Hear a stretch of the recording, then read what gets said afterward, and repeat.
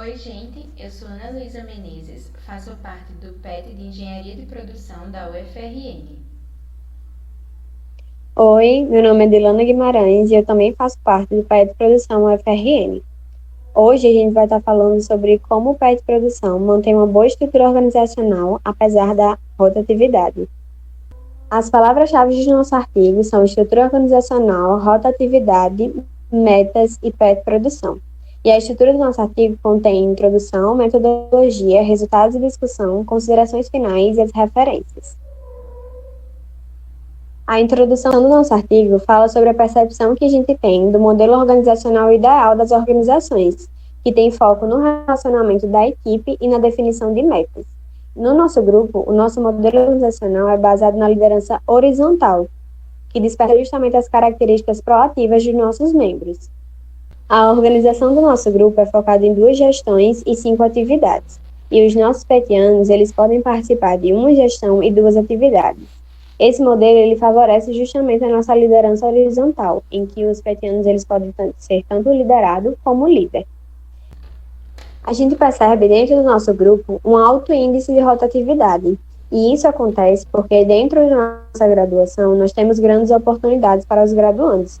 E acontece que os nossos membros eles acabam saindo um pouco mais rápido do nosso grupo justamente para aproveitar outras oportunidades. Então, a partir disso, a gente sentiu a necessidade do grupo buscar novas ferramentas, metodologias e técnicas para que a nossa gestão ela consiga realmente ter uma manutenção melhor do nosso clima organizacional, mesmo com essa alta rotatividade. O objetivo da nossa pesquisa é justamente apresentar as medidas que foram adotadas pelo nosso grupo para que a gente realmente tenha uma manutenção da nossa estrutura e o clima organizacional, apesar da alta rotatividade dos nossos membros. A nossa metodologia foi baseada justamente numa pesquisa explicativa, e a gente consegue identificar o que contribuiu para que o grupo ele não seja afetado pela nossa alta rotatividade.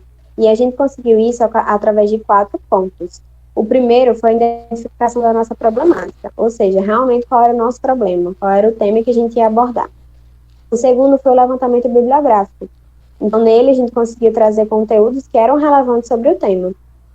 O terceiro foi a consulta à gestão da informação do nosso grupo e o que a gente tinha de informação sobre a rotatividade.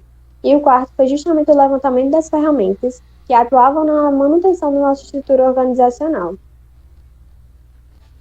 Bom, partindo da problemática apresentada por Diana, o grupo adotou 4 ferramentas principais para direcionar a postura de comportamento dos membros e do bom funcionamento de todos os nossos pilares.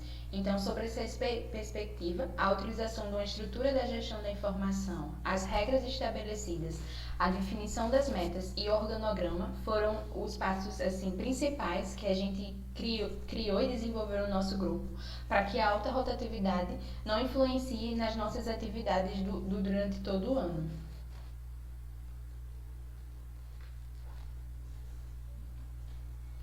Então, quanto ao organograma, o nosso grupo é um grupo horizontal e a gente sabe da importância disso para as tomadas de decisões, para que o grupo funcione mais como uma unidade só. Então, o que acontece? Todos os petianos e o tutor têm o mesmo voto. Então, não tem nenhum que tenha uma porcentagem maior ou um peso maior de decisão. Não, todo mundo decide junto, votações, onde cada um dá a sua opinião e a gente vai conversando e a gente sabe que isso influencia muito para o nosso clima organizacional, para que a gente contribua e para que a gente sinta a importância em todas as atividades que são distribuídas no nosso grupo. Então, desde o que é feito na liderança geral, junto com o tutor, até o que é desenvolvido nas atividades, são decididos em conjuntos durante isso, e a gente sabe que funciona bem porque temos a reunião geral com todo o grupo toda sexta-feira. Então, aquelas decisões que precisam ser tomadas logo, elas são tomadas porque a gente tem o nosso encontro com o tutor e com todo o grupo. Então, essa foi a forma que a gente encontrou de que todo mundo possa opinar e tomar a melhor decisão em conjunto. Quanto à gestão da informação, a gente tem a consolidação dela, né? A gente sabe que a gestão da informação é muito importante para qualquer tipo de organização e elas funcionam como informações disponíveis e bem explicativas, com que qualquer pessoa que chegue ao grupo já realmente leia aquilo ou aquele relatório, aquele mapeamento e já entenda o que é para fazer, quando é para fazer e como é para aplicar. Então, com isso, a gente desenvolveu e está desenvolvendo ainda, né? Manuais, mapeamentos, vídeos, relatórios e atas de reunião. As nossas atas de reuniões são tanto para a reunião geral quanto para a reunião das atividades de gestão. Então funciona bem, faz com que não se perca nada e que todo o grupo, se quiser consultar o que teve numa reunião de outra atividade, vai lá na ata e vai poder encontrar tudo direitinho. Quanto à definição das regras, regra é muito importante, né, para guiar o comportamento de um grupo.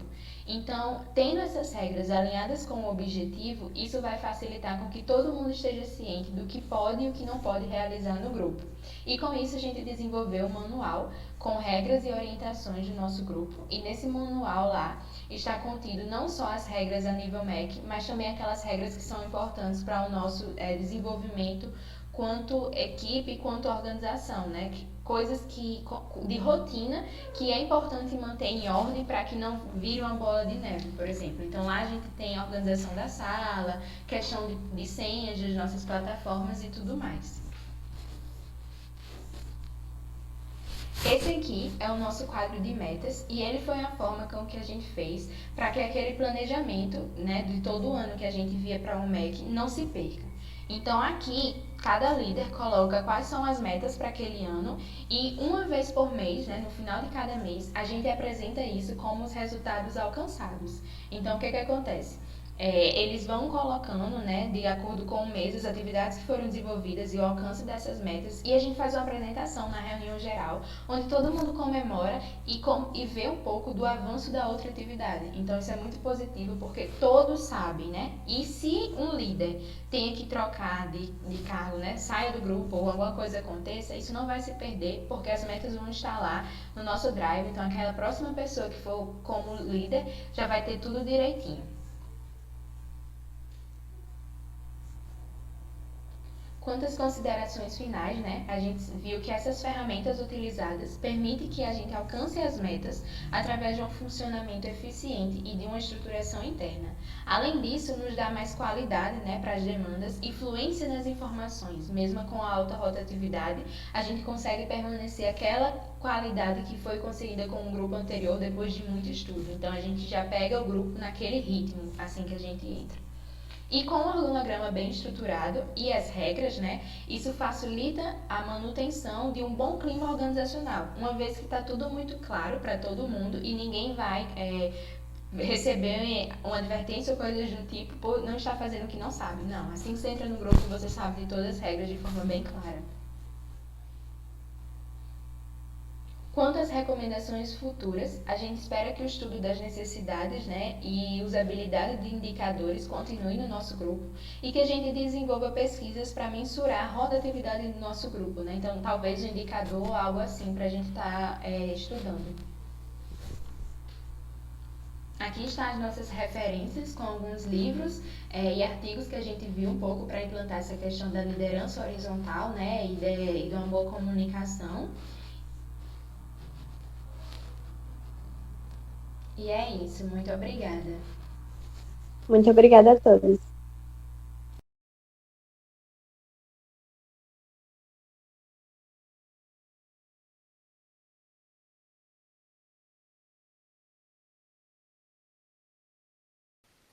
Olá, sou Micaela Ferreira, membro do Programa de Educação Tutorial de Ciências Contábeis da Universidade Federal do Ceará. Olá, eu sou Amanda Julião, também do PET Ciências Contábeis da Universidade Federal do Ceará. Nós viemos aqui falar um pouco do nosso trabalho que foi aprovado no 19º Encontro Nordestino dos Grupos PETs, que tem como tema Proposta de Autonomia e Inclusão Social da Universidade Federal do Ceará pela Responsabilidade Social e Governança Corporativa. Bom, é perceptível que as universidades elas possuem elementar importância nos avanços científicos e tecnológicos e na formação de profissionais aptos à interação com o mercado.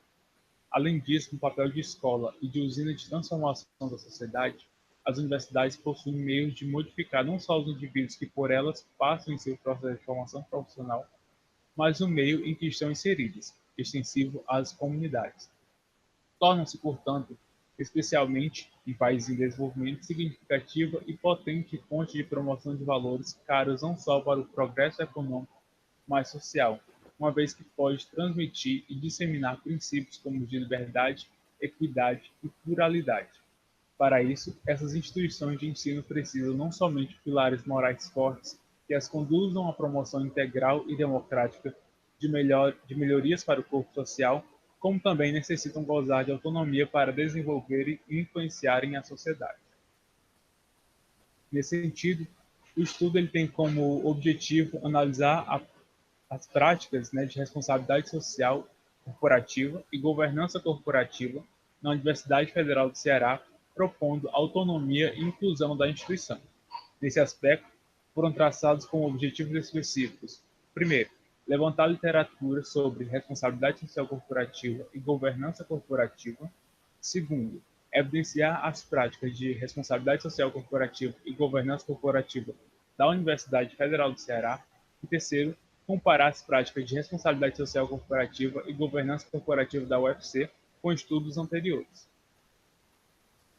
Bom, a metodologia, né, na metodologia nós tivemos a coleta de dados entre o período de janeiro de 2019 a janeiro de 2020.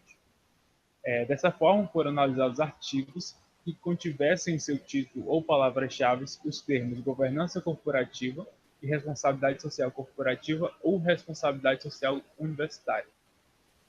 Além disso, né, foram consultados também documentos e manuais da própria universidade, como o Plano de Desenvolvimento Institucional, as resoluções do Conselho Universitário, as portarias do reitor, entre outros, conforme esses documentos eles compreendessem informações referentes às ações e políticas da universidade no âmbito da responsabilidade social corporativa e da governança corporativa. A instrumentalização, né, e análise dos dados ela foi realizada com auxílio do software Microsoft Excel, para a construção de quadros relativos à verificação da presença de práticas tanto de responsabilidade social corporativa quanto de governança corporativa. E dentre as características de governança corporativa, foram identificadas 15, das quais 9 são atendidas pelo UFC, enquanto 6 não foram identificadas. E entre as práticas de responsabilidade social corporativa e governança corporativa, foram apontadas como as principais prestação de contas, ética, redução da assimetria de informações, consistência na condução da organização, a promoção do bem-estar humano e social, a melhoria da qualidade de vida, da sociedade e do meio ambiente e a transparência. Bom, como considerações finais, nós temos que, com a pesquisa, foi possível identificar que a Universidade Federal do Ceará atende às práticas de responsabilidade social corporativa e governança corporativa. E trata-se que essa temática é uma das linhas de pesquisa do PET Contábeis, e desse modo foi possível apresentar o compromisso da universidade com essas práticas. E como sugestão de estudos futuros, identifica-se que a abordagem de uma amostra maior de instituições de ensino superior, bem como investigar a presença das práticas de governança e de responsabilidade social nos grupos PETs também é uma sugestão. Isso é tudo. Muito obrigada. Obrigado.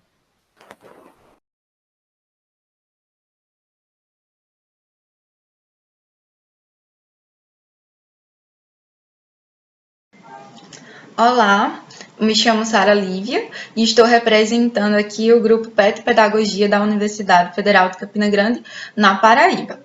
Nós submetemos um relato de experiência de um evento que tivemos ano passado, 2019, o CPEC, que é o Seminário Percursos do Pensamento Educacional Contemporâneo, que nós realizamos anualmente. E na sua 7ª edição, abordamos o lugar histórico da escola e tensões contemporâneas. Essa temática, né, foi elegida graças a nossas preocupações com movimentos nos âmbitos legislativos do nosso país em prol da legalização do homeschooling, né, que nós identificamos como uma tensão contemporânea. Então, o que é o homeschooling?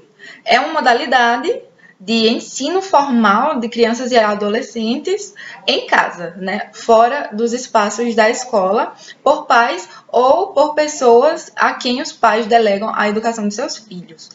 Então, surge nos Estados Unidos a partir dos movimentos de reforma educacional de John Caldwell Holt, na década de 70, e que foi influenciado por movimentos de choice school, que é a escolha educacional. Então, o que nós percebemos é que o homeschooling surge e implanta um contexto de disputas e de tensões de interesses sobre a educação das crianças. Surgindo nos Estados Unidos, né, ele se difunde pelo mundo, principalmente nos países Hungria, Alemanha, Egito e Noruega, e tem influenciado também os nossos brasileiros, né? No Brasil, há movimentos em prol da legalização, mas ainda não é um processo muito incipiente. E, além disso, nós destacamos que há uma ausência de produção acadêmica, né? Os educadores ainda estão aprendendo a lidar com essa temática. Então, dentre os estudos que fizemos, nós elencamos 2 artigos, Homeschooling no Brasil, de Luciano Barbosa, de 2016, e Educação a Domicílio, de Adrião e Garcia, de 2017. Esses autores, vão nos ajudar, então, a pensar sobre o homeschooling e sua possibilidade no Brasil. De acordo com elas, o principal argumento, né, o mais comumente aceito no Brasil, é que o homeschooling é inconstitucional, pois na Constituição Brasileira de 88 está legalizado que a educação, o bem inviolável das crianças, né, a educação, deve ser disponibilizada com absoluta prioridade a partir do compartilhamento entre o Estado, a sociedade e a família. E sendo assim, a educação domiciliar restringiria isso apenas à família. Além disso, nós trazemos a LDB, a Lei de Diretrizes e Bases da Educação, que a partir de 2013 nos diz que a educação é obrigatória para as crianças a partir dos 4 anos. Ou seja, os pais têm a obrigação de fazer as suas matrículas nessa idade, que corresponde à pré-escola. Então, nós encontramos aqui posicionamentos antagônicos. Segundo Barbosa, são vias de interpretação, de compreensão da educação domiciliar.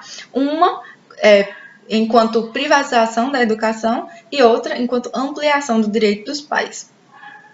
E então nós elencamos algumas questões que as autoras levantam para se colocarem contra a educação domiciliar, né? Questões que elas acreditam serem problematizantes dessa implementação.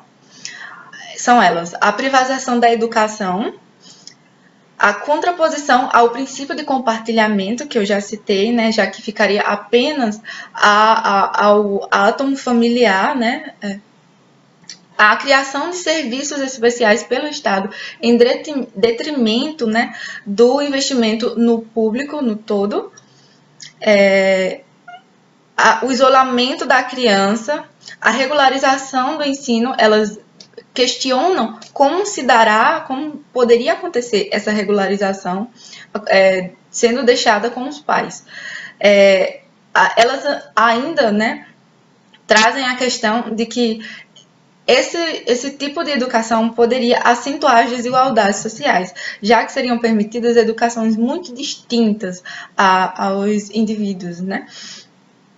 E Adrião, principalmente, ainda nos traz que há interesses mercantis por trás do incentivo ao homeschooling. Ela diz que, principalmente nos Estados Unidos, empresas privadas que lucram com a produção de material para os pais realizarem o homeschooling têm incentivado a homeschooling com interesses privados seus.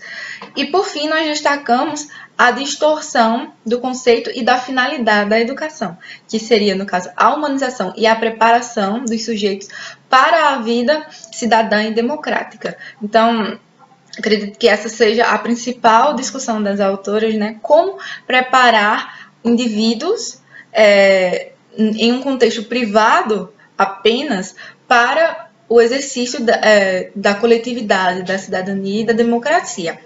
Em contraposição a essas autoras, nós trazemos aqui alguns autores que abordam que, historicamente, a família foi desclassificada pelo conhecimento científico e pela escola para educar os seus filhos. São eles Cunha, 2016, Pleissense, 2004, Vieira, 1988, e eles vão abordar que há uma rejeição dos ideais e dos valores das famílias pela escola, né? Por falta de tempo, por falta de preparação. Então, sendo assim, a família tem sido colocada à margem dessa educação, de acordo com as discussões feitas por esses autores. E então, o que nós encontramos é que podemos problematizar as raízes dessas tensões, né? E observar que o ensino na escola, para ser mais significativo, deve tentar incluir a família da criança.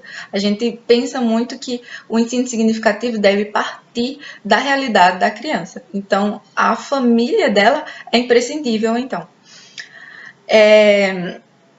Por fim, nós destacamos que a escola pública e gratuita disponibilizada para todos os indivíduos é uma conquista social muito importante e imprescindível para a formação de muitos dos nossos brasileiros. E sendo assim, nós ratificamos a sua importância e concluímos que o homeschooling ainda é uma temática muito incipiente, que tem muito a ser estudado e que há tensões como plano de fundo dessa discussão.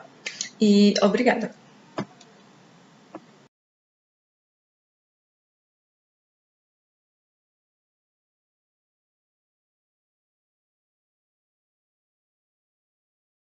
Olá, pessoal. Eu sou o Juan Douglas, do PET Serviço Social da UFAL.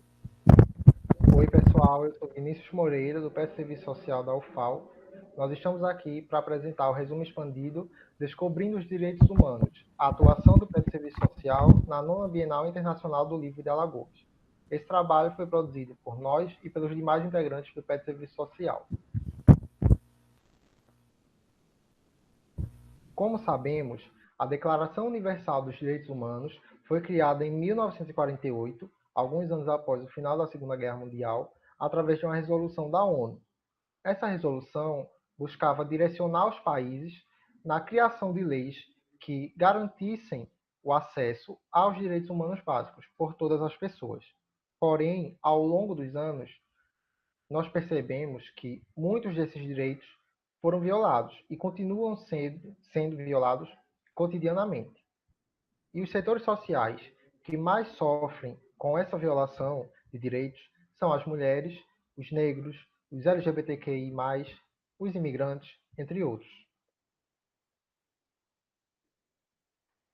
A partir disso, nós pensamos em desenvolver a oficina Descobrindo os Direitos Humanos na 9ª Bienal Internacional do Livro de Alagoas, que teve como tema Livro Aberto, Leitura, Liberdade e Autonomia.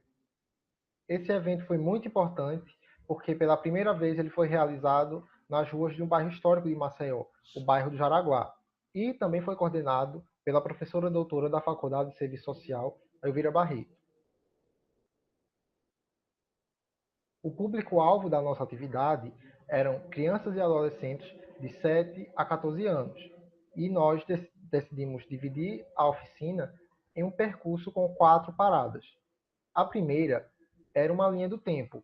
Nela tinha um mural e a gente apresentava marcos históricos sobre lutas pelos direitos humanos que ocorreram na última metade do século XX.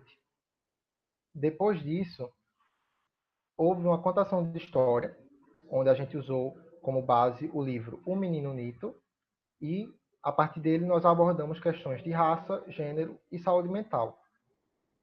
A terceira parada era a trilha do Nito, com o caminho que tinha perguntas, e as crianças e adolescentes tinham que responder essas perguntas baseados na história contada anteriormente. Por fim, um jogo da memória que continha peças com palavras e símbolos que representavam os direitos humanos básicos. E quando elas eram encontradas, havia uma reflexão sobre a violação desses direitos. Então, pessoal, acerca dos nossos resultados e discussões, inicialmente a gente traz a autora Valéria Forte, que é um dos principais nomes do serviço social na discussão de direitos humanos do Brasil, e compreendemos o seguinte, que entre as estratégias do capital para sua reestruturação nas últimas décadas do século XX, o ideário neoliberal se põe enquanto desafio central da efetivação dos direitos humanos e das demais conquistas civilizatórias, porque, a partir da sua crise estrutural e do avanço neoliberal, o Estado tende a se enxugar e precarizar as políticas públicas.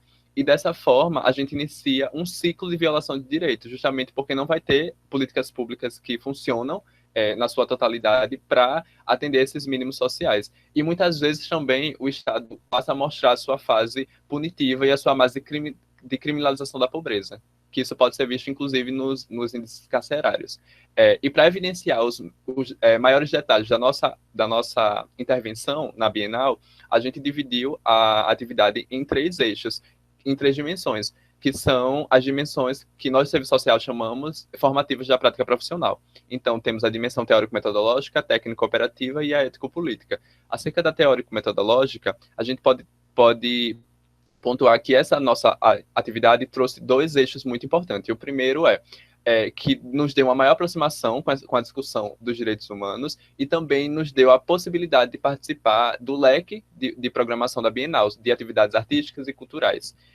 Acerca da dimensão técnico-operativa, a gente relata que foi um processo para a gente escolher as metodologias mais pertinentes para a discussão de direitos humanos de forma acessível, né, com todas as crianças e adolescentes. E dessa forma a gente escolheu jogos, brincadeiras e apresentações para construir a nossa metodologia lúdica. E na dimensão ético-política, a gente pode falar que a gente buscou estimular os estudantes de escola pública a essa apropriação dos direitos humanos, sempre ressaltando que desde a infância que os direitos humanos eles são uma parte muito importante da construção da cidadania durante a vida inteira da pessoa cidadã. E também que utilizamos esse espaço da Bienal para socializar a nossa atuação do PET Serviço Social e do Programa de Educação Tutorial em geral. E acerca das nossas considerações finais, a gente traz as seguintes reflexões. Primeiro, que a gente compreendemos que a obtenção de informação ela é um principal caminho para a construção da cidadania e de defesa e asseguramento dos direitos humanos e sociais. Por quê? Porque para a gente defender e lutar por esses direitos, que são tão precisos na nossa vida, a gente precisa nos reconhecer na condição de cidadão de direitos. E é isso já articulando com o segundo ponto, que está aí no slide, que a infância é um espaço importante para a construção da perspectiva cidadã, justamente por isso, porque se a gente constrói uma perspectiva cidadã desde a infância, teremos um adulto cidadão cada vez mais aperfeiçoado e mais próximo, né, desse seu reconhecimento, sempre lutando pelos seus direitos e sua vida digna. E, por fim, a gente aprende que essa discussão dos direitos humanos ela é de suma importância, inicialmente, né, por toda essa imprendicibilidade ética universal, e também pelo nosso próprio Código de Ética Profissional do Serviço Social, no qual nos comprometemos com a defesa intransigente dos direitos humanos e também por ele ser base, né, das políticas públicas sociais em geral, que são justamente essas políticas que vão criar os serviços de atuação do e da assistente social. Então é isso. Então a gente pode passar agora para as referências, agradecemos ao público que está nos assistindo e também às pessoas, ou a pessoa que estiver nos avaliamos e desejamos um ótimo evento a todos. Abraço.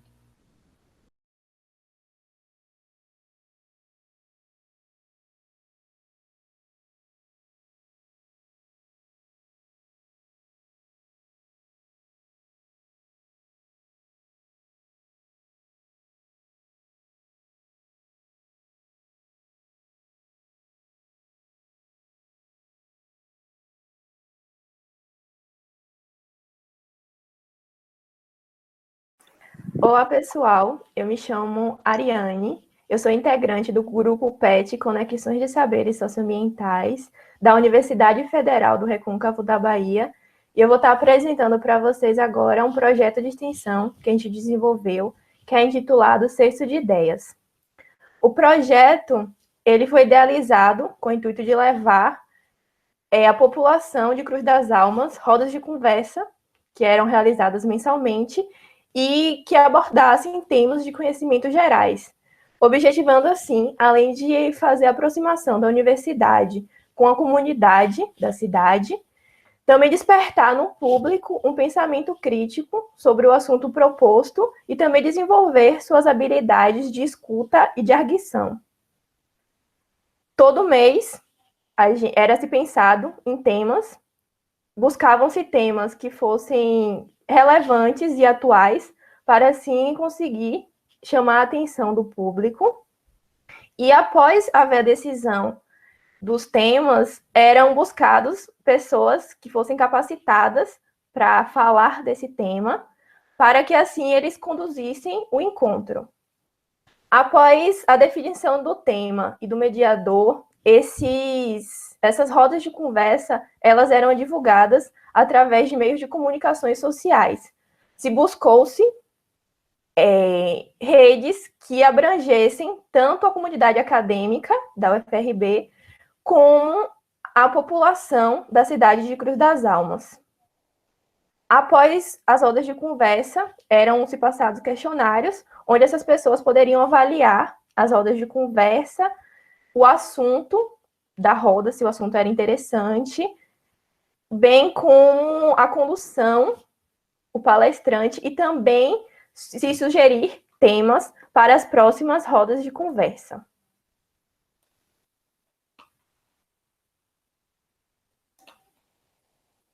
Foram realizados, no total, 7 encontros ao decorrer do ano de 2019, sendo estes executados nos meses de abril, maio, junho, julho, setembro, outubro e novembro.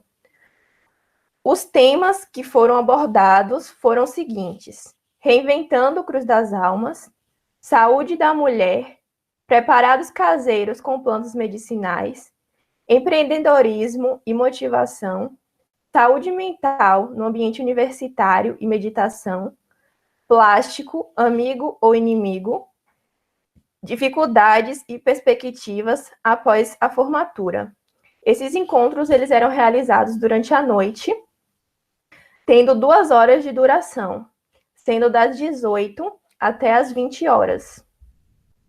Os primeiros encontros eles foram realizados na Biblioteca Municipal Carmelito Barbosa Alves, que, como eu havia falado, o nosso objetivo principal com a realização desse projeto de extensão era a participação efetiva dos moradores da cidade. Porém, com a pouca aparição do público e as pessoas que normalmente estavam frequentando eram vinculadas ao UFRB, foi decidido fazer a transferência do local para as salas do pavilhão de aulas 2 da UFRB. Ambos os locais que eu mencionei são situados em Cruz das Almas, na Bahia. Houve, no total, a participação de 44 pessoas e a avaliação feita através desse questionário que foi aplicado ao final do evento foi bastante positiva. As pessoas elogiaram bastante os palestrantes, bem como os temas que foram propostos, e também sugeriram alguns temas. E muitos desses foram acatados, né, e foram feitos nos eventos posteriores, nas outras rodas de conversa. E com o desenvolvimento dessa atividade, notou-se uma falta de interesse e cooperação da população de Cruz das Almas em participar dessas rodas de conversa, evidenciando a necessidade de se buscar meios de sensibilizar as pessoas da cidade da importância desses espaços, que são idealizados com o intuito de construir novos saberes e levar o conhecimento que a gente adquire na universidade para essas pessoas, também fortalecer os laços entre a UFRB e a população de Cruz das Almas. Então é isso, esse foi um pouco do projeto que a gente realizou E eu gostaria de agradecer a atenção de vocês.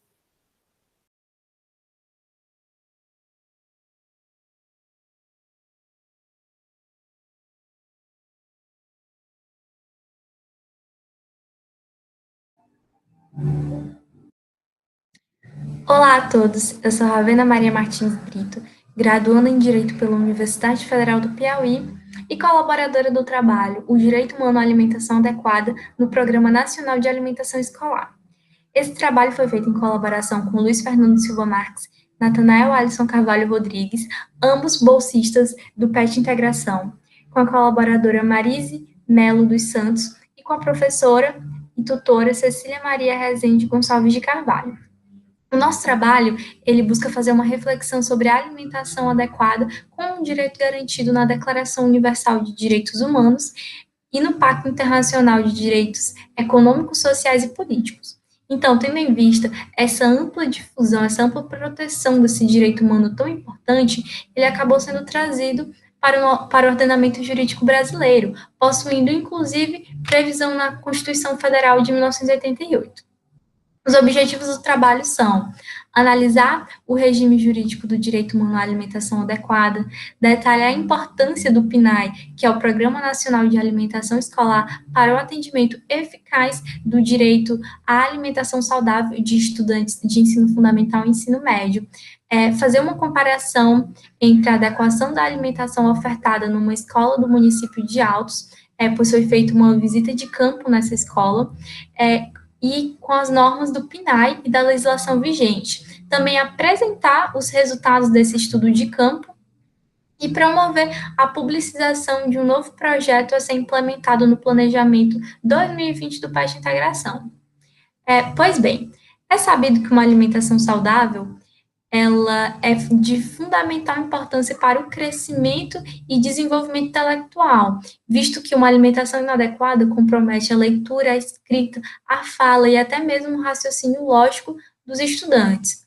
Dessa forma, é evidente a necessidade de manutenção de políticas públicas aliadas a estratégias governamentais voltadas para a garantia da alimentação saudável nas escolas públicas. O direito humano à alimentação adequada, ele ganhou notoriedade jurídica a nível internacional com a publicação da Declaração Universal dos Direitos Humanos. Com o passar dos anos, notou-se que esse direito humano à alimentação adequada, ele foi incorporado aos diplomas legislativos nacionais, como, por exemplo, o PNAE, que é o Programa Nacional de Alimentação Escolar, que é uma política que favorece a aplicação dessa garantia aos alunos de ensino fundamental e ensino médio. Quanto à metodologia, o presente trabalho ele é fruto de um projeto de título homônimo e baseado no intento, estudo de práticas de vida saudável com estudantes de ensino fundamental e médio na perspectiva da promoção da soberania e segurança alimentar e nutricional, que foi realizado no município de Altos. No município de Altos, foi feito um estudo com crianças com a idade entre 9 e 10 anos, matriculadas no 4º e 5º ano do ensino fundamental. Foi feito no primeiro semestre de 2019 e essas crianças, elas preencheram formulários acerca das refeições e variabilidade de cardápios. É imprescindível informar que existe um novo planejamento no PET Integração, mas ele não está sendo desenvolvido, infelizmente, por conta do novo coronavírus, mas está sendo feita a análise de dados. Esse trabalho busca, por intermédio de pesquisa bibliográfica, documental e histórica, isto é, pelo método qualitativo, fazer um levantamento acerca dos mandamentos legais que protegem o direito humano à alimentação. Além desse método qualitativo, também foi utilizado o método quantitativo, com o estudo de campo, que possibilita a realização de uma dedução fática do que acontece verdadeiramente na realidade social dessas crianças, permitindo, então, saber o quanto de efetividade do PNAE.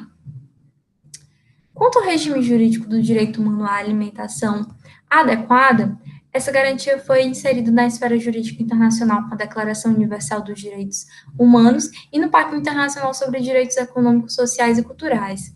No Brasil, esse direito humano ele adentrou a esfera nacional com a promulgação da Lei 11.346 de 2006, em que vale a pena aqui ler o artigo 2º dessa lei.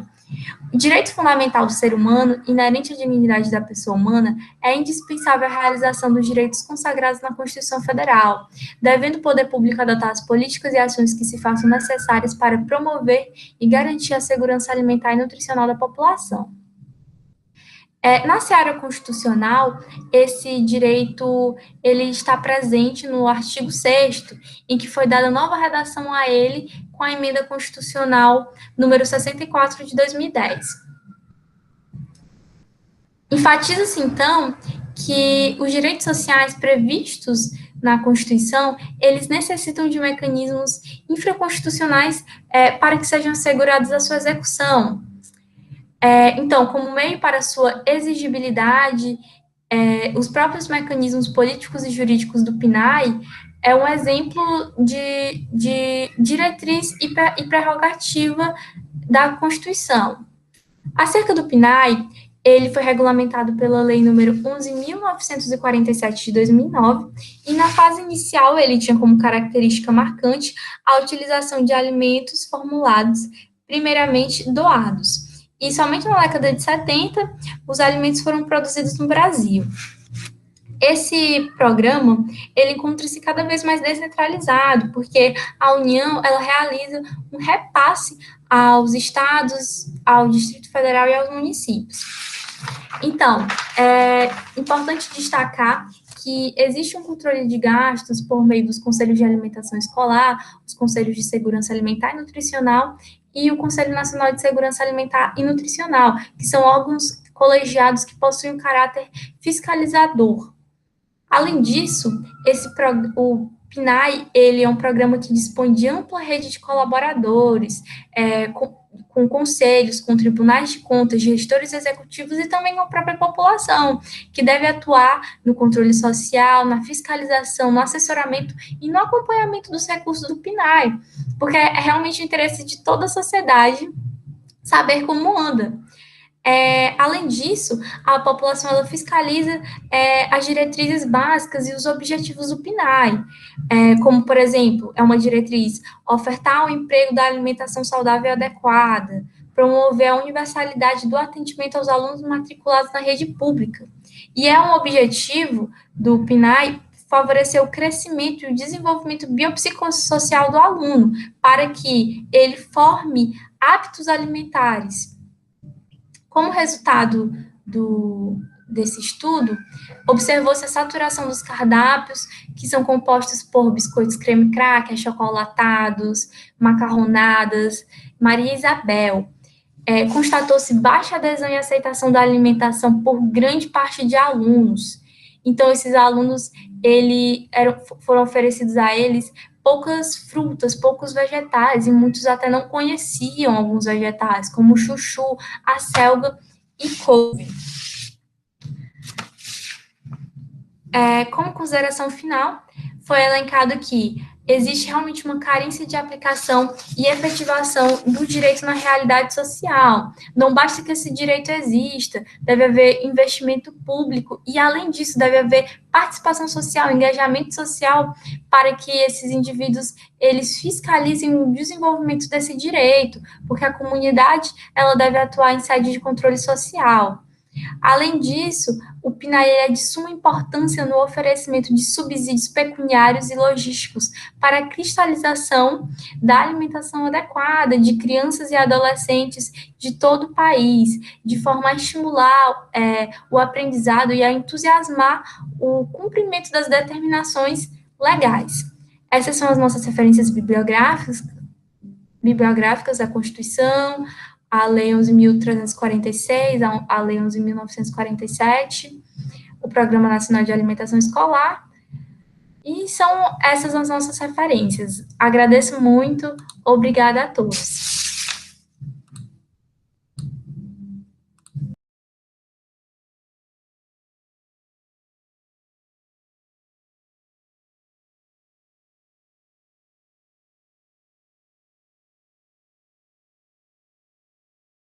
Olá pessoal, eu me chamo Pedro Henrique, e junto com outra autora eu vou estar apresentando o resumo Os grupos PET como instrumento de fomento para a permanência de discentes na universidade, uma análise exploratória sobre a visão dos egressos na Universidade Federal de Alagoas, Campos do Sertão. Bem, o Programa de Educação Tutorial, o PET, ele insere estudantes de graduação em projetos com o objetivo de aplicar seus conhecimentos e complementar a formação. O programa ele tem sua construção baseada na tríade universitária, desenvolvendo atividades do eixo de ensino, pesquisa e extensão. O ensino ele está relacionado às questões sobre o que e como ensinar, utilizando diversas ferramentas e metodologias que circundam esse eixo. A extensão ela está ligada ao compartilhamento dos saberes que são adquiridos durante a graduação. A pesquisa ela se relaciona ao conhecimento científico e tecnológico e auxilia no desenvolvimento e crescimento do discente. Esse eixo ele está ligado à realização de projetos desenvolvidos com professores e são produzidos esses projetos para nutrir a sociedade e a própria universidade. O grupo PET Engenharias ele foi implementado no dia 10 de dezembro de 2010, regulamentado pelas portarias do MEC. E desde então, o grupo PET Engenharias ele promove ações embasadas no tripé, que resta as universidades federais, e ele abrange 2 cursos, o curso de Engenharia Civil e o curso de Engenharia de Produção. Atualmente, o PET Engenharias ele tem 18 discentes, ou 18 membros, na verdade, sendo 6 de Engenharia de Produção, 11 de Engenharia Civil e o tutor. Esse trabalho a gente tem o objetivo de analisar o PET, analisar se ele tem sido ou como ele tem sido um instrumento de permanência dos discentes na Universidade Federal de Alagoas, fazendo uma análise da visão dos petianos que já fizeram parte do programa desde 2010, que foi o ano da sua criação. Metodologia. Esse trabalho foi uma pesquisa de levantamento de caráter descritivo com abordagem quali quantitativa. Portanto, o objetivo da pesquisa tem uma função de pura e simples descrição dos dados através de 2 vertentes principais, a análise quantitativa e a análise de discurso. Para obtenção dos dados da pesquisa, inicialmente foi delimitado o grupo de estudos direcionado somente para os petianos egressos do grupo PET Engenharias. Em sequência, a gente traçou os objetivos que desejávamos alcançar com o estudo para assim estruturar o formulário e iniciar a aplicação. O meio para a coleta de dados foi através da aplicação de um questionário online, que a gente obteve as respostas e nós podemos organizar os dados em um conjunto de depoimentos não identificados, e eles foram organizados como sujeito 1 até o sujeito 26, ou seja, ficamos com a identificação de S1 até a identificação S26. Para tratar as respostas da primeira vertente, foram aplicadas algumas perguntas de caráter objetivo. Para a segunda vertente, que é de forma subjetiva, foi realizada uma análise de discurso para caracterizar o sentido do depoimento dado com a realidade estudada. Oi, eu sou Iris e eu vou dar continuidade à apresentação do trabalho, falando agora um pouquinho sobre os resultados de discussão. Então, após a aplicação do questionário, foram coletadas informações de 26 egressos, que representa 43% do grupo de interesse para essa discussão, sendo que 55 foi o total de petianos que passaram pelo grupo em seus 10 anos de existência. Então, dos respondentes, 50% são do período inicial do campus, que vai de 2010 a 2013, sendo que o campus foi fundado em 2010. E sendo assim, eles têm um bom conhecimento acerca das atividades ofertadas nesse período inicial e dos recursos disponíveis naquela época, e também de como o grupo pôde ajudar a permanência dos discentes nesse período inicial. Com relação ao papel do grupo em um campus do interior, todos os petianos respondentes indicaram pontos positivos de sua presença, como apresentado no depoimento abaixo, que cita a importância das atividades iniciais no auxílio aos ingressantes no curso, que são atividades direcionadas aos estudantes do primeiro e segundo período, além de todas as demais atividades que auxiliam no decorrer do curso. Então, um outro fator que foi recorrente nos depoimentos foi a respeito do impacto à comunidade local, proporcionado pelo programa através de suas atividades de extensão, sendo o PET apontado em diversos depoimentos como vetor de transformação, potencializando o engajamento com a universidade dos estudantes da região. Além da participação do grupo na comunidade acadêmica como um todo, sabe-se que os principais transformados com as ações realizadas são aqueles que as desenvolvem. E quando foi questionado aos petianos acerca da influência do programa na escolha entre docência ou mercado de trabalho, 75% dos egressos afirmaram positivamente que a participação no programa influenciou em suas escolhas para o futuro. E esse resultado corrobora com pesquisas anteriores que identificaram que, após definir e direcionar o campo de atuação, 71% dos egressos optam por seguir uma formação docente e pesquisadora.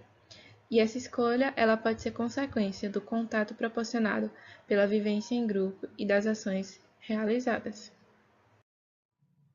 A busca pela participação em um grupo desse caráter conduz a processos de ressignificação da própria trajetória do indivíduo, de forma a ampliar os seus conhecimentos e experiências.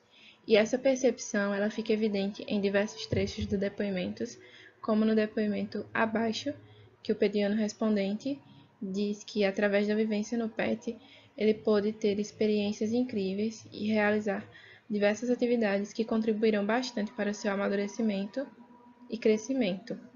Então, o grupo foi fundamental para a sua graduação, não só com relação ao diferencial no currículo, mas também no que se refere ao seu amadurecimento pessoal. Os depoimentos apontam o programa como a principal fonte de motivação à permanência na universidade, pessoalmente e profissionalmente. E, em resumo, pode-se evidenciar, a partir dos depoimentos, 3 vertentes principais de estímulo à permanência favorecidos pelo programa.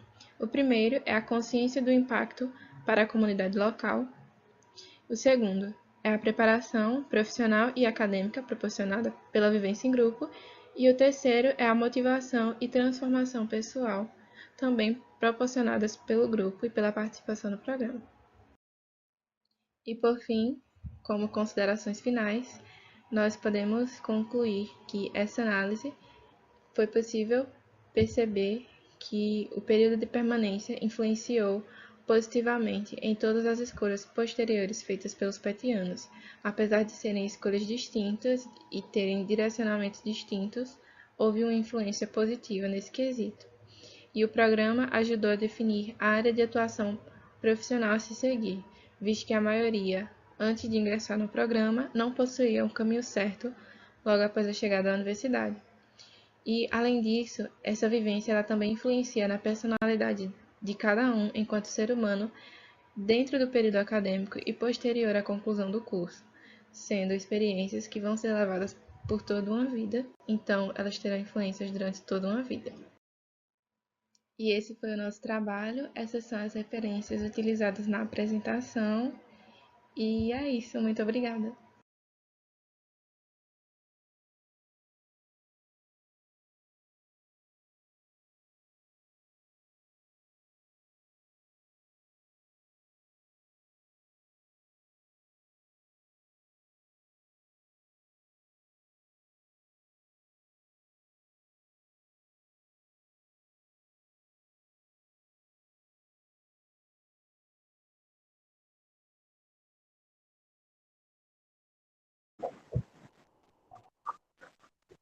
Olá, eu me chamo Alan Rodrigues Costa e juntamente com a minha companheira Mariana Aroucho Vieira, nós fazemos parte do grupo PET, Conexões de Saberes, Comunidades Populares da Universidade Federal do Maranhão, iremos apresentar o trabalho documentário sobre o lixo na comunidade do Porto do Mocajituba, Essa comunidade faz parte da zona rural do município de Paço do Lumiar, que integra o estado do Maranhão.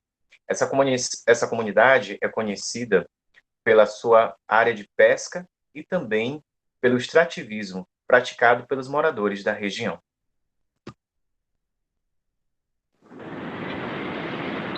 Então, por dado, o nosso trabalho ele busca trazer dois dados principais. O primeiro deles, que é segundo os dados divulgados pelo Observatório do Clima em 2017, no qual aponta que o país perdeu 20% de suas áreas de manguezais entre 2001 e 2015. E também, conforme o autor Neymar, o mangue ele se trata de um berçário de inúmeras espécies marinhas, do qual 70 a 80% dos peixes, crustáceos e moluscos são consumidos pela população.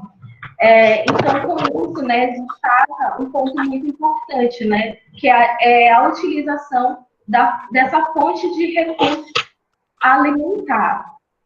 Por introdução, nós destacamos que a comunidade do Porto do Mocajituba, ela já faz parte do campo de pesquisa do Grupo PET Conexões Comunidades Populares desde 2017.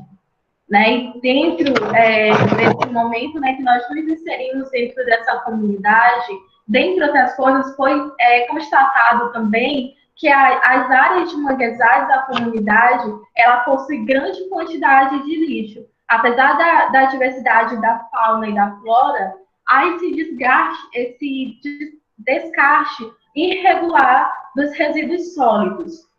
Mas também foi constatado que na comunidade há uma carência de ações educativas que possam orientar os moradores quanto ao descarte adequado deste lixo.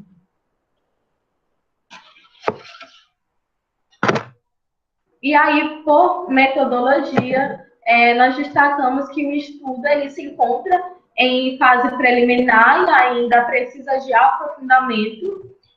Destacamos também que foram realizadas visitas exploratórias e também diálogos informais com os moradores da comunidade, e também complementadas com informações e levantamentos de dados mais gerais sobre a problemática ambiental dentro da região. A pesquisa, ela está ela se caracteriza enquanto qualitativa, com ênfase na problemática socioambiental, e resulta na produção de um documentário. A pesquisa ela pretende aprofundar ainda tanto dentro da temática quanto dentro da problemática, que é a questão do lixo dentro da comunidade. E aí visa contribuir mais com o aprofundamento dessa temática. O documentário ele foi gravado no dia 18 de junho de 2018 e possui 3 entrevistas dos moradores da comunidade, que são eles: o seu Antônio Domingos, conhecido na comunidade como Antônio Palheta, a dona Rita Maria e a dona Rosa Cabral. A gente também recebeu o apoio técnico de estudantes do curso de Comunicação Social com habilitação em Rádio e TV da Universidade Federal do Maranhão.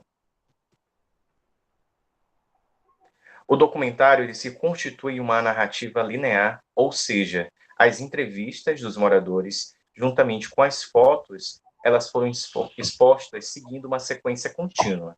A filmagem foi realizada no formato jornalístico, com poucos planos cinematográficos. A edição das fotografias, juntamente com as entrevistas, abordaram questões relacionadas aos principais pontos de concentração de lixo na comunidade.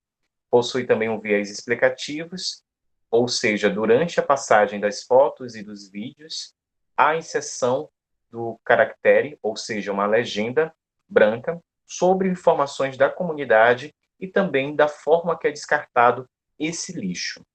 A trilha sonora do documentário é de domínio público e pertence à plataforma do YouTube. Durante as etapas do processo de construção do documentário e também do processo de construção do artigo, a gente percebeu o quê? A gente percebeu que não existem, na realidade, documentos que falam sobre essa perspectiva e essa problemática na comunidade. Então, não existem relatórios, produções cinematográficas, vídeos que abordem essa questão do lixo na comunidade do Porto do Mocajituba. Para a gente poder divulgar o documentário, a gente compartilhou o link no YouTube, ou seja, o vídeo está disponibilizado na plataforma do YouTube. A gente disponibilizou esse link com os moradores da comunidade que possuem o WhatsApp instalados em seus aparelhos telefônicos. E para os moradores que não têm acesso a esses recursos tecnológicos, a gente disponibilizou cópias em DVD do documentário que foi distribuído entre esses moradores. A utilização desse documentário possibilitará que os moradores da região tenham uma participação bem distinta diante de todos os processos sociais e dos processos que giram em torno da comunidade em várias esferas, seja ela social, cultural, educativa e econômica, e permite aos moradores que fizeram parte do documentário dar voz à sua realidade que vivenciam na comunidade. A gente espera que o documentário ele se torne uma ferramenta de sensibilização diante dessa problemática e que ela possa ser trabalhada, entendeu? Essa ferramenta possa ser utilizada nas escolas da região, alertando sobre a questão socioambiental na comunidade. A gente espera também que o documentário ele possa sensibilizar também a gestão pública, que possa construir e desenvolver políticas públicas voltadas para a comunidade nessa perspectiva e diante de outras perspectivas também que assola a região. Os recursos utilizados são recursos técnicos, como a câmera, 2 microfones lapelas e um gravador nas entrevistas, e a questão de DVDs virgens que a gente utilizou na distribuição, além de despesas financeiras e do capital humano também, que deu suporte durante as entrevistas. As referências que a gente utilizou são referências que fazem uma costura, esse viés explicativo, que é a questão do resumo que a gente utilizou, que foi apresentado no ANAPET em 2019, que fala sobre outra perspectiva na comunidade, que é a questão cultural, né, sobre o Festival do Caranguejo. Então, a gente utilizou como parâmetro esse resumo. Além também do livro de Eva Maria Lacatos, também do Luiz Carlos Lucena e também do Pio Nichols, né, com um livro que é referência na questão da introdução ao documentário.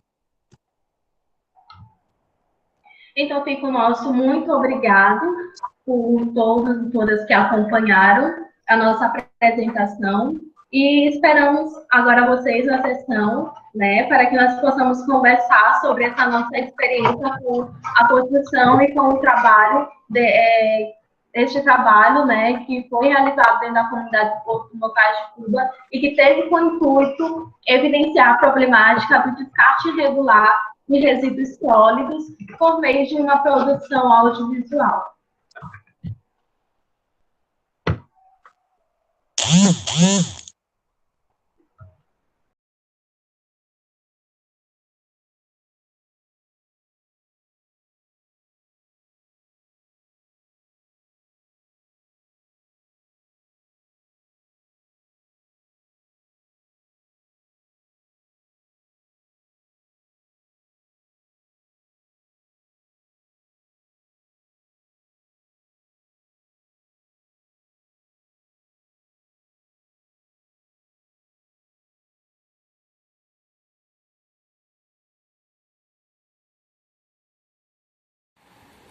Olá, sou Rodolfo Rodrigues, sou estudante de Arquitetura e Urbanismo na Universidade Federal de Alagoas, faço parte do PET Arquitetura, do Programa de Educação Tutorial da UFAL. Hoje eu vou apresentar o trabalho Ateliê Aberto, uma experiência pedagógica de integração na graduação de Arquitetura e Urbanismo da UFAL. Estudo na área das ciências sociais, em especial no curso de Arquitetura e Urbanismo, demanda uma pluralidade na formação do futuro ou futura arquiteto, arquiteta e urbanista, a inter-relação entre as áreas afins como design, psicologia, engenharias, concurso aprimoram e enriquecem a formação, sendo o PET, a arquitetura, um espaço difusor de formação e informação e o ateliê um local de experimentação. Enxergou-se a oportunidade de inserir uma nova prática pedagógica que contribuísse na formação dos estudantes. A demanda surgiu a partir do novo projeto pedagógico do curso, vigente a partir do primeiro semestre do ano letivo de 2019, que incorporou na formação do estudante de arquitetura e urbanismo o aprendizado interdisciplinar e transversal a outras áreas de estudos. No mesmo ano, foi comemorado 100 anos da Escola Alemã Bauhaus, que tinha como objetivo fundante unificar as áreas combinando arquitetura, escultura e pintura em uma única expressão criativa.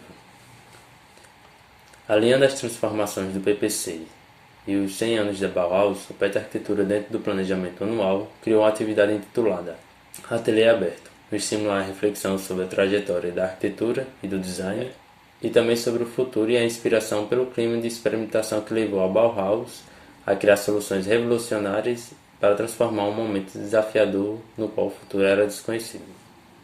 Seguindo para a metodologia, o Ateliê Aberto foi planejado de modo a promover o desenvolvimento do trabalho coletivo produzido por discentes de diferentes períodos do curso de Arquitetura e Urbanismo e de Design, a partir da concepção do espaço urbano com a participação de um docente orientador.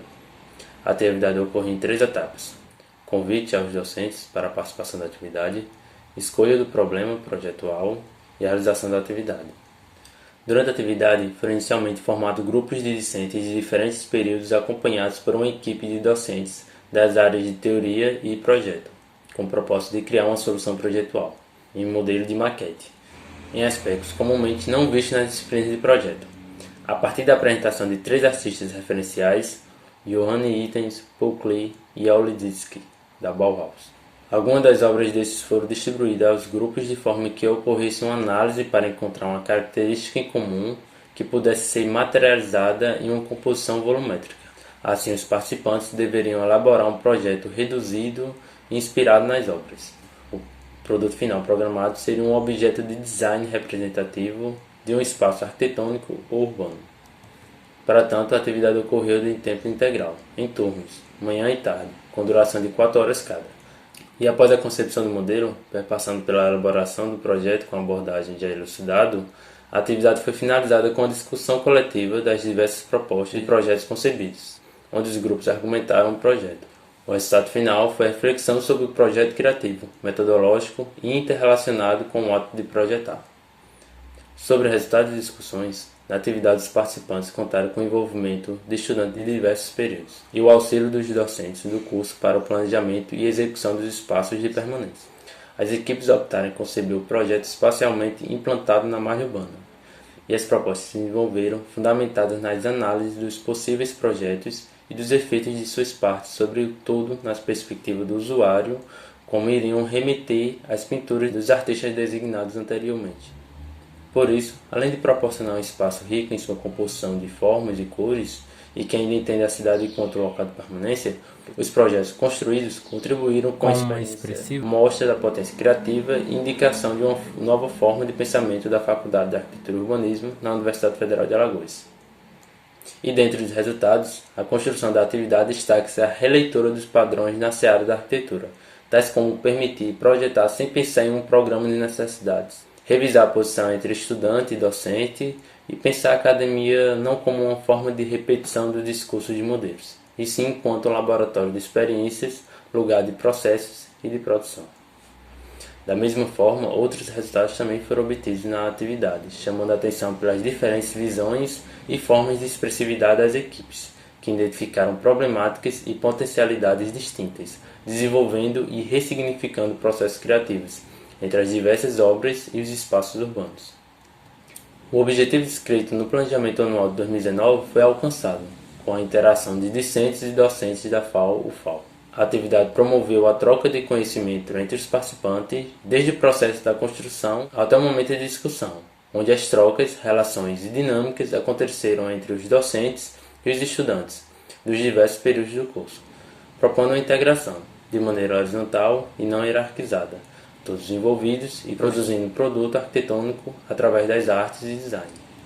Além disso, foi realizado com sucesso o debate e reflexão sobre o processo criativo e metodológico do ato de projetar, em face da atualização do novo PPC de Arquitetura e Urbanismo da UFAL. Nas considerações finais, percebe-se que a nova experiência vivenciada pelo PET Arquitetura na atividade Ateliê Aberto levantou questionamento sobre as condições e qualidade do até então ensino na faculdade e do papel do profissional da arquitetura e urbanismo na concepção criativa e na interação horizontal dos discentes de diversos períodos. Da mesma forma, proporcionou o desenvolvimento do espírito crítico e a preparação dos estudantes quanto à atuação do profissional pautada pela diversidade de criar espaços na profissão que futuramente irão exercer. Nesse sentido, os resultados obtidos com as novas práticas pedagógicas na graduação foram considerados positivos na formação acadêmica, proporcionando uma inter-relação dos estudantes dos demais períodos letivos do curso. Essas aqui são as referências que a gente usou. E é isso. Obrigado pela atenção.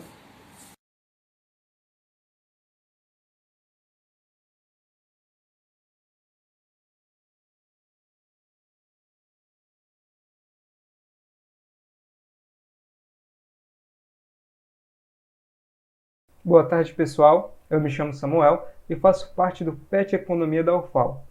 E, dessa vez, trazemos para a apresentação a Semana de Economia e, em específico, a 16ª Semana de Economia com o tema Ciência e Tecnologia em Debate.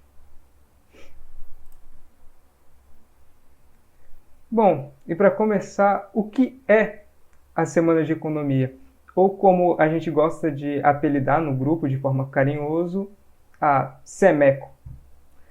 Bom, essa atividade ela já tem uma grande história dentro do curso de graduação, se tornando uma tradição dentro do curso já. Não é à toa que é a 16ª edição. E essa atividade tem como foco a integração dos estudantes, professores e profissionais da área, estimulando o pensamento crítico e reflexivo. Durante a semana, são ofertados tanto palestras como minicursos, debates, lançamento de livros e até apresentação de tese e trabalhos acadêmicos. Sendo também uma forma do PET interagir diretamente com o curso de graduação.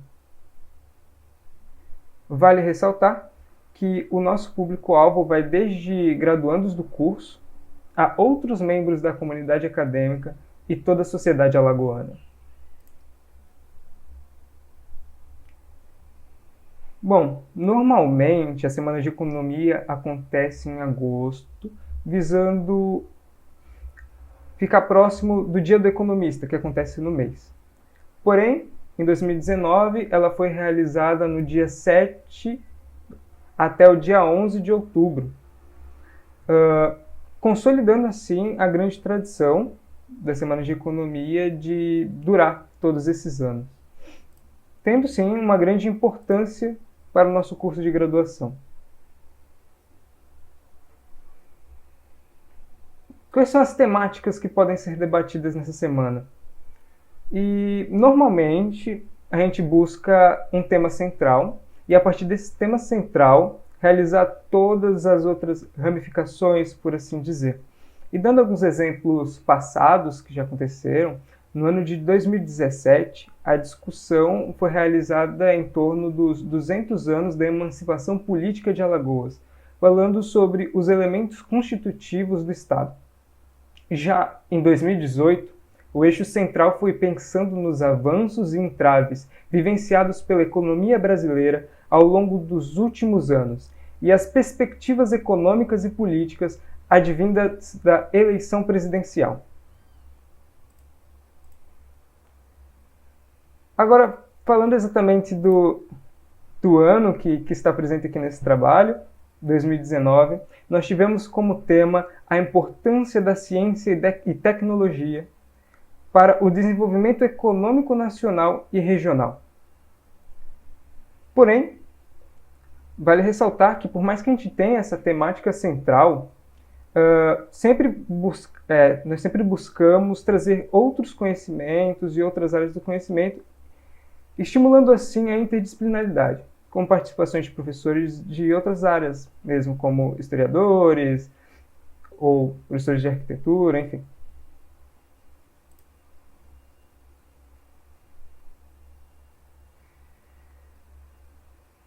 Essa temática vai ali ser pautada e a partir de várias discussões que nós temos dentro do grupo, nos dividimos em comissões e cada aluno ou cada comissão vai ficar responsável por uma certa atividade, desde a divulgação, a programação, ou seja, o calendário e como a semana vai se seguir.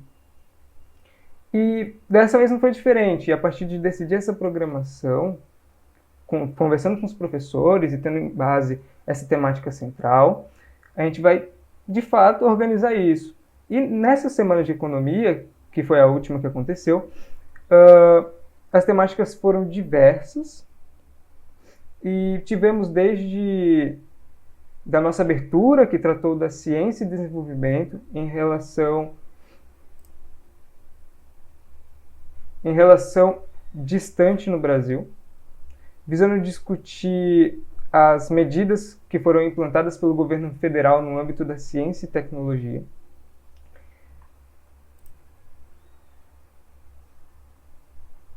Tivemos também palestras que buscavam discutir a geopolítica mundial, tendo olho tanto para a presença maciça da China, na palestra que teve o nome A Participação do Brasil nas Cadeias Globais de Valor, Oportunidade e Risco.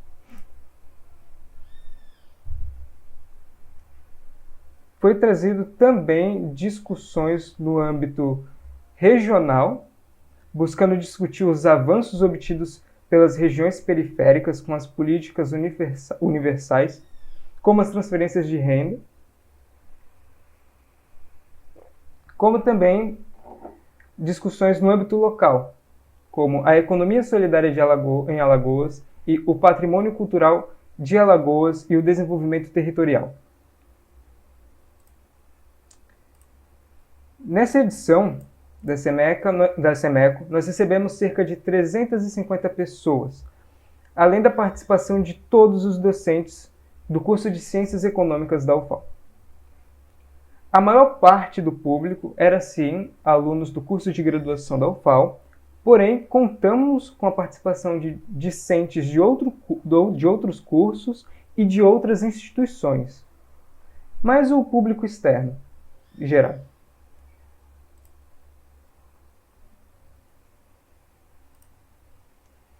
A Semana de Economia é uma ótima forma do PET se comunicar e se conectar com os alunos do curso de graduação. Tanto pela participação deles como ouvintes e presentes ali nas apresentações, como também pelo espaço que é cedido para eles apresentarem seus trabalhos de pesquisa. Além da graduação, a pós também tem uma atuação na semana, com a apresentação das dissertações dos alunos recém-formados no curso de mestrado em Economia Aplicada da UFAL.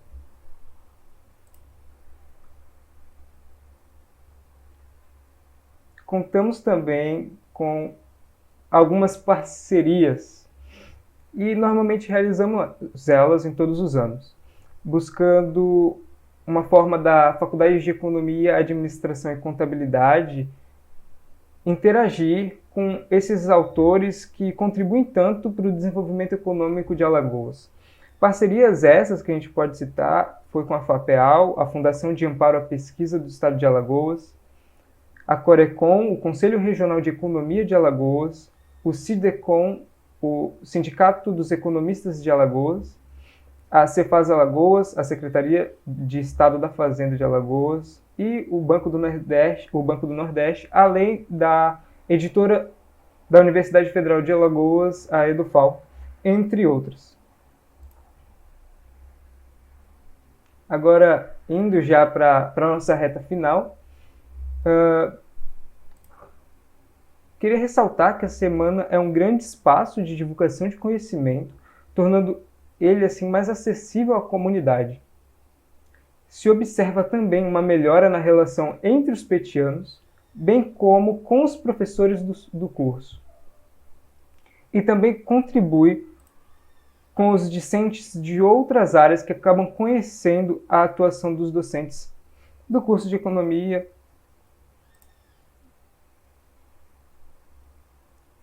Por fim, se observa que essas atividades contribuem para a melhora do curso, trazendo discussões sobre temas que às vezes são pouco discutidos. Além, é claro, de dar uma visibilidade maior às pesquisas que são realizadas dentro da universidade. E para finalizar, eu gostaria de intensificar a aproximação do PET com os discentes do curso, junto do espaço disponibilizado para eles apresentarem seus trabalhos.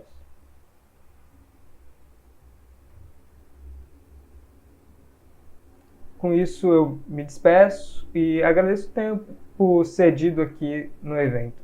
Muito obrigado.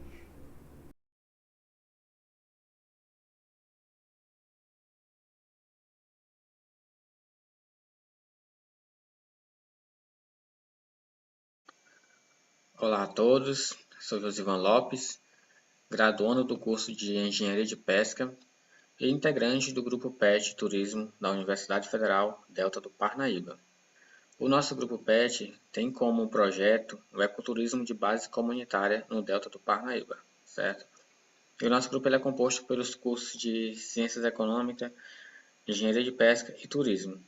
E essa mistura de curso permite ao nosso grupo uma visão mais ampla dentro da perspectiva de trabalho que a nós foi designada.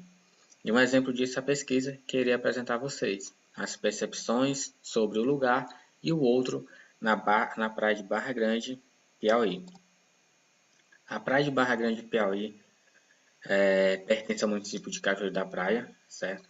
Possui, segundo os dados do IBGE, isso no censo de 2010, uma população de 7.163 habitantes, uma densidade populacional de 26,36 habitantes por quilômetro e um índice de desenvolvimento humano de 0,5, ou seja, um índice bem baixo. Isso porque, segundo dados de 2000, a população, o município de Cajueiro da Praia, a maioria da população vivia com um rendimento inferior a um salário mínimo. E mesmo Barra Grande possuindo um alto potencial para o turismo, certo? E o objetivo da nossa pesquisa foi o seguinte: permitir a compreensão das similitudes entre comunidade, hoteleiros e turistas, apontando um caminho para a atuação do PET Turismo no desenvolvimento de propostas de turismo comunitário com os agentes sociais locais.